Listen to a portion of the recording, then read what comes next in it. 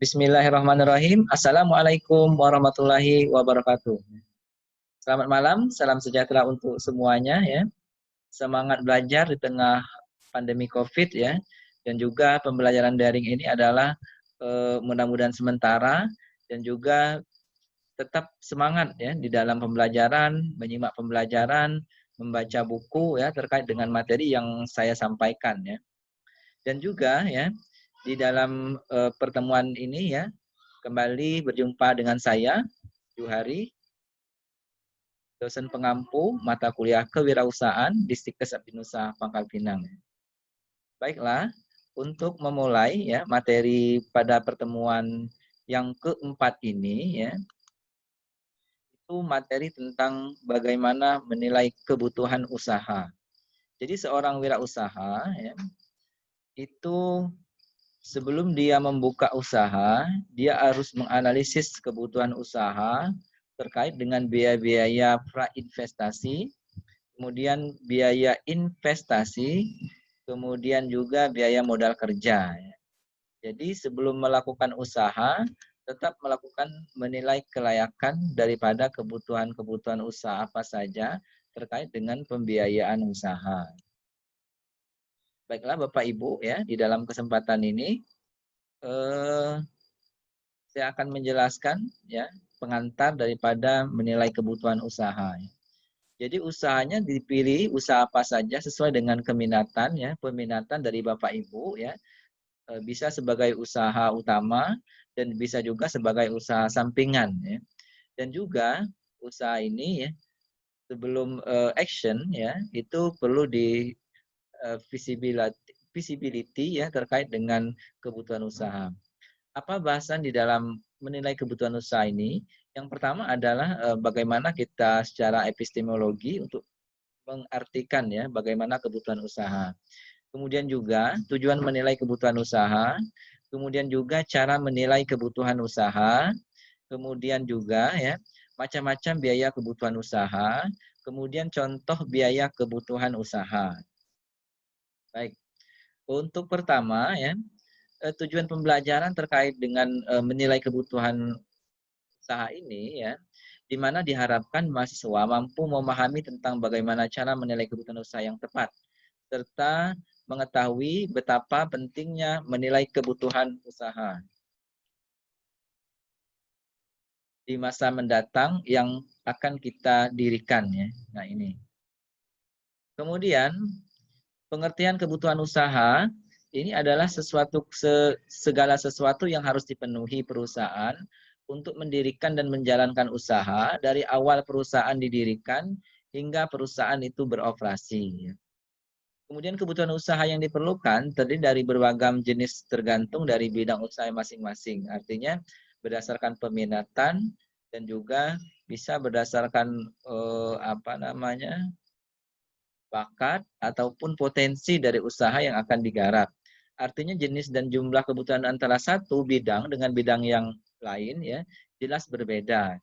Jadi setiap usaha itu bidang satu dengan bidang yang lain itu jelas berbeda kebutuhan usahanya. Kemudian tujuan menilai kebutuhan usaha ini adalah agar tidak terjadi kekurangan dan kelebihan pada saat usaha hendak dijalankan. Dalam arti kekurangan ini akan menyebabkan adanya penambahan biaya. Nama juga merencanakan kebutuhan usaha ya. Kekurangan itu akan menyebabkan adanya penambahan biaya. Contoh, misalnya kita mau menghitung nilai kebutuhan usaha untuk tahun 2021 misalnya ya. Jelas nilai harga barang terkait dengan biaya itu dihitung pada harga tahun 2021. Artinya dari nilai harga sekarang kita bisa naikkan beberapa persen ya untuk harga tahun 2021. Kemudian kelebihan mengakibatkan adanya terbuang percuma dan tidak bermanfaat sehingga pengeluaran biaya menjadi berlebihan. Jadi kelebihan di dalam menentukan biaya-biaya usaha ini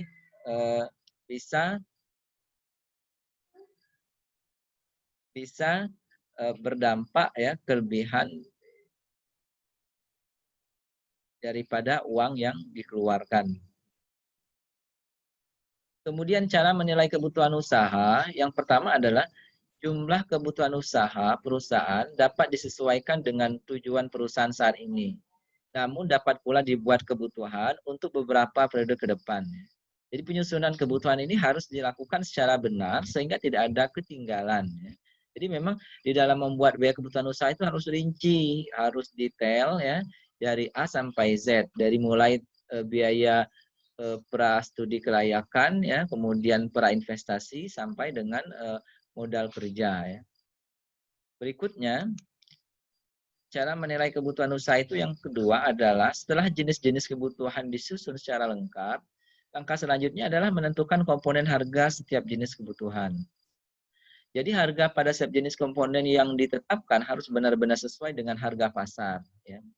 Jadi biaya usaha itu harus sesuai dengan harga pasar atau harga yang dipatok atau harga prediksi berdasarkan kondisi yang akan terjadi pada periode tertentu. Misalnya periode tahun 2021 misalnya untuk mulai mendirikan usaha tersebut.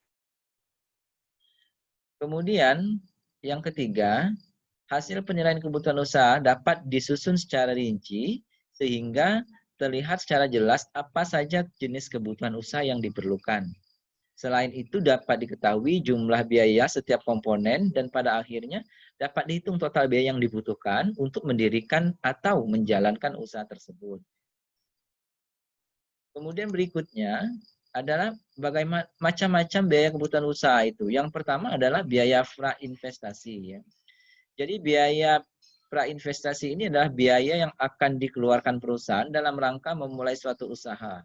Jadi jenis biaya yang dikeluarkan untuk kegiatan ini misalnya adalah biaya survei lapangan, ya, biaya pembuatan studi kelayakan, pengurusan izin-izin ya terkait dengan legalitas usaha, kemudian pembersihan lahan, biaya prainvestasi lainnya. Ya.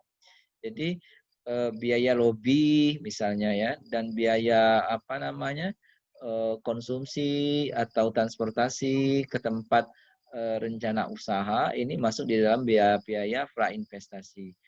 Jadi untuk biaya prainvestasi ini besarannya relatif ya tergantung dengan skala usahanya, skala usaha kecil atau skala usaha besar. Kemudian ya biaya pembelian aktiva tetap. Nah, pembelian aktiva tetap ini terdiri dari aktiva tetap yang berwujud dan aktiva tetap yang tidak berwujud. Jadi biaya pembelian aktiva tetap berwujud ini adalah sejumlah uang yang dikeluarkan untuk membeli aktiva tetap. Apa saja contohnya?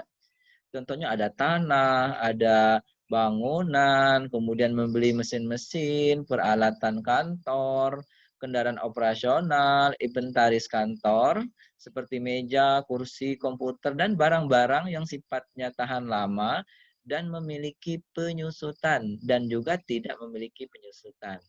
Jadi di antara komponen aktiva tetap yang berwujud yang tidak mengalami penyusutan apa?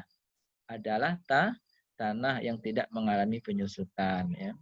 Kemudian kalau investasi tanah pun ya harganya tidak pernah turun, tetap naik dari tahun ke tahun. Jadi investasi tanah ini adalah salah satu alternatif ya untuk bagi investor untuk mengalihkan pendanaan atau uang atau pendapatan yang dimiliki.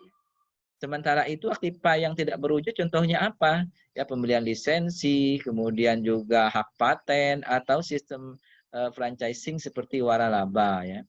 Misalnya usaha-usaha seperti misalnya KFC, Pizza Hut ya, kemudian juga ada usaha yang retail yang mendunia seperti juga ada Alfamart, Indomaret ya dan sebagainya. Itu adalah pembelian daripada sistem franchising atau waralaba. Ini termasuk dalam aktiva yang tidak berwujud. Kemudian lagi yang termasuk di biaya kebutuhan usaha itu adalah biaya operasional. Jadi biaya operasional ini adalah biaya yang digunakan untuk kegiatan operasional perusahaan. Sejumlah dana ini untuk menjalankan kegiatan usaha yang sedang berjalan. Artinya di luar biaya prainvestasi dan biaya pembelian aktiva tetap ya. Jadi biaya operasional ini adalah ketika usaha itu berjalan, misalnya biaya gaji karyawan ya, kemudian upah ya, upah buruh tidak tetap maksudnya ya atau buruh yang secara temporer bekerja, kemudian biaya listrik, biaya telepon, air, kemudian biaya maintenance mesin ya dalam skala produksi kadang-kadang perlu sekali biaya yang disiapkan untuk maintenance. Kemudian pajak, premi asuransi, biaya pemasaran dan biaya-biaya lainnya. Jadi banyak sekali biaya-biaya yang dikeluarkan dalam untuk biaya operasional usaha. Artinya ada biaya-biaya itu tidak tapi biaya-biaya ini harus dirinci di dalam menilai kebutuhan usaha terkait dengan operational cost. Ya. Kemudian the next contoh biaya kebutuhan usaha. Jadi Bapak Ibu bisa saudara-saudara bisa untuk memformulasi daripada kebutuhan-kebutuhan usaha tergantung daripada jenis bidang usaha yang akan digeluti atau dilakukan ya. Kemudian contoh biaya kebutuhan usaha di sini yang pertama adalah biaya prainvestasi. Ini sebagai contoh adalah 20 juta. Kemudian biaya pembelian aktiva tetap ini misalnya sistem bangunannya adalah bukan di milik sendiri ya, bukan di tanah milik sendiri, rumah milik, tapi sewa ruko 5 tahun 40 juta, ya totalnya 200 juta. Kemudian dia biaya franchising, misalnya dia membeli franchise-nya perusahaan-perusahaan yang sudah ada, ini adalah paketnya 150 juta. Kemudian prasarana, ya prasarananya ini adalah papan nama, mobil 1 buah, motor 2 buah, sarana-prasarana perlengkapan lainnya yang masuk dalam pembelian aktiva tetap yang sifatnya mengalami penyusutan, ya. Totalnya ini ada 5 juta, mobil 150 juta, motor 2 buah 25 juta, kali seperti motor Matic atau yang sederhana. Ya. Kemudian sarana perlengkapan lainnya adalah 10 juta ya. Ini misalnya perlengkapan-perlengkapan yang tidak terduga yang memang secara rinci itu harus dibeli ya terkait dengan mobilitas usaha. AC 4 buah misalnya satunya 3 juta ya, totalnya 12 juta ya. Kemudian biaya peralatan kantor ini meja 8 buah, satu mejanya prediksi harga 1 juta, berarti 8 buah 8 juta. Kursi 200 buah, berarti satu kursi 200.000. Berarti totalnya adalah 40 juta. Kemudian juga masuk ke rincian berikutnya, lemari dan rak ya, rak atau rak tempat. Ini 6 buah ya, 6.500.000.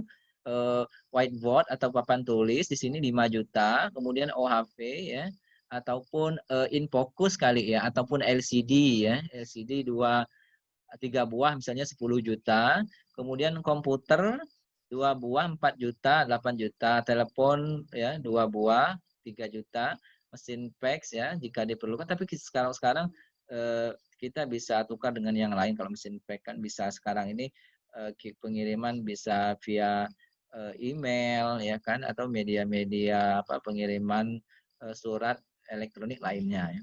Kemudian mesin ketik manual ini sudah, ini contoh saja ya Bapak Ibu, listrik PLN 10.000 watt 15 juta.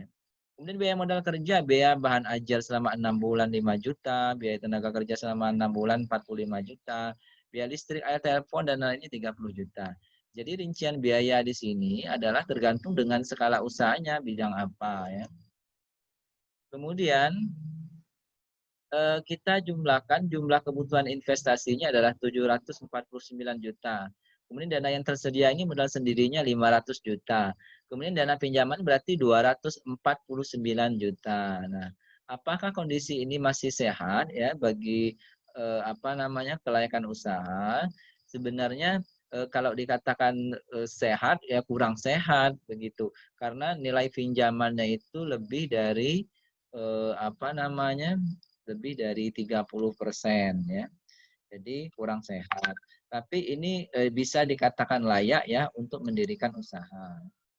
Secara garis besar kebutuhan investasi digambarkan biaya prainvestasi 20 juta, biaya pembelian aktiva tetap 949 juta, biaya modal kerjanya 80 juta, kemudian jumlah kebutuhan dana ini 749 juta, dana sendiri 500 juta, sudah dana pinjaman 249 juta.